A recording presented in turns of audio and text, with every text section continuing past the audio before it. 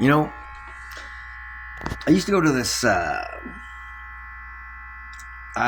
consciousness training seminar by Pacific Rim. I think it was called Pacific Institute. The Pacific Institute, started by Lou Tice. And he talks about scotomas. These are the blind spots in your brain. Like the things that stop you from achieving limitless potential. And one of the things that they mentioned in this seminar that I went to, and I became a facilitator for it, was that talking about people that win the lottery. You know, most people that win the lottery end up, if they're middle class, they end up middle class like 3 or 5 years later.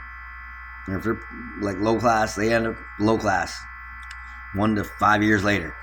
They self-sabotage because when something so good comes into their life, they actually subconsciously self-sabotage to get them back to a position of comfort, because we're creatures of comfort. So comfort is like where you're comfortable, and that's where your normal is. So when something above your normal comes to you, you spit it out, or you do whatever it takes to make it feel like not good.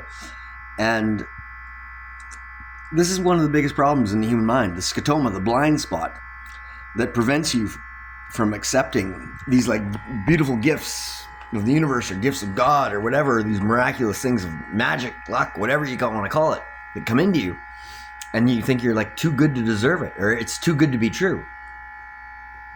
And right now I'm going through this situation. I am in a disaster of an apartment. Disaster. Like, I'm talking motherfucking disaster.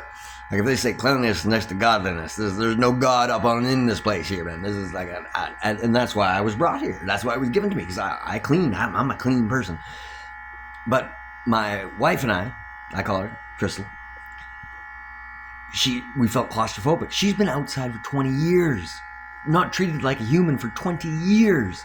Yeah, she's got some mental health issues, but everybody's got the whole world's got some mental health issues, if you ask me. But we got this beautiful place right now, and private. This Earth Angel just left the keys here, left us some food, all this kind of stuff. Like, this place is amazing.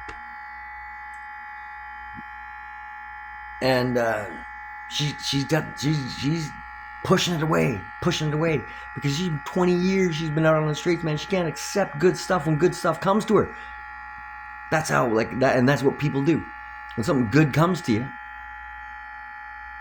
if it's too good for what you're used to, you might taste it a little bit, but then just destroy it. You know what I mean? Like, just like totally destroy it. Because it's too good to be true, and you're not used to that new level of comfort. See, you can elevate your level of comfort, but you have to know that you deserve it. You have to, like Joe Dispenza says, you have to use all 5 senses, and then the 6th one, that third eye one, that one to the divine. You got to use these senses, and you got to manifest it. That's how you manifest it. But then you got to see yourself sitting in that new level of existence. Because that's how you don't push it away when you get it. Because you don't want to push shit away. When good shit comes your way, don't push it away. Most people do. And they don't do it consciously, they do it subconsciously. They do it in the deep programming within their brain. They do it when they're sleeping. They push good shit away from them when they're sleeping. But when you open up when you get rid of those old things that says, I am limited by this, I am only meant to be this, I am only supposed to be this. When you get rid of those blockages, those are the scotomas, the blind spots within your brain, in the subconscious mind. When you get rid of those, now you start opening up. And then you let the joy and abundance. And that's, if you believe in that creator, we were put here to live in a state of joy and abundance. And I tell you straight up, we, the human species, the human family, we were put here to live in a state of joy and abundance. There is no other species that compares to us. None. Not even not even one that's close to us. There might be aliens and all those other things, all that, blah, blah, blah. Let's just worry about what we got going on Earth here. Right? I mean, right on Earth. There is none like us. And when you start realizing that you were put here to live in a state of joy and abundance will come to you. You don't have to hunt for it. You don't have to dig for it. You don't have to work for it. You don't have to do nothing for it. You were put here for that. You got to do it with love. And you gotta look around, you gotta look at all the other family members, and that's, I'm talking the human race. You gotta look at all the other family, and you gotta say, whoa, family, that is not how family treats family. Don't say there's good, there's evil, blah, blah, blah, blah, blah, blah, blah, blah, blah, blah, blah. No. We're all one family. There's life, there's death, and that's it. And everybody makes some hiccups on the way towards that red road, they call it, the red road death, but you are put here to live in a state of joy and abundance. Everything, we got more stuff in this world than we ever will ever need. And there's still people doing without. And it's not because, the elite don't want to give it to you. It's not all one person just trying to grab everything saying, well, off me. No. Some people aren't ready to receive. Some people can't take care of it. Like when you take care of the stewardship tests of the universe, like if I gave you life, and I give you this, how well can you care for it? Well, you should be able to care for it pretty good. Take care of it, that's like the only thing you got. Now, if you can take care of it and then you can multiply, now you can start growing. Now, like, that's why farming was the first, like in the religious scriptures, farming was the first kind of footprint of mankind. You know what I mean? We needed to make food. And now what do we do with food? We waste most of our food. We've got so far away from the gratitude and the capacity which lies within us, that we got people suffering in the streets. We got people suffering. We got war going on in Iran right now. I don't even know what that was about, but it's like we still got war. War ain't good. There's nothing good about war. But when you pray with your hands open, something like that, do whatever you got to do, but to manifest everything that you want. Manifest it in your mind, in your third eye, and you will get joy and abundance, and that it's there waiting for you. It's like all around you, just there waiting for you.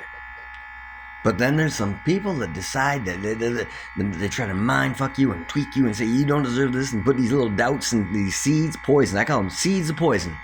Thoughts could be the seeds of poison. Maybe even lust. They say with lust. I don't give a shit about lust. You do what you got to do.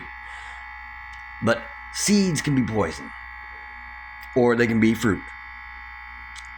Let the seeds to have joy and abundance be fruit.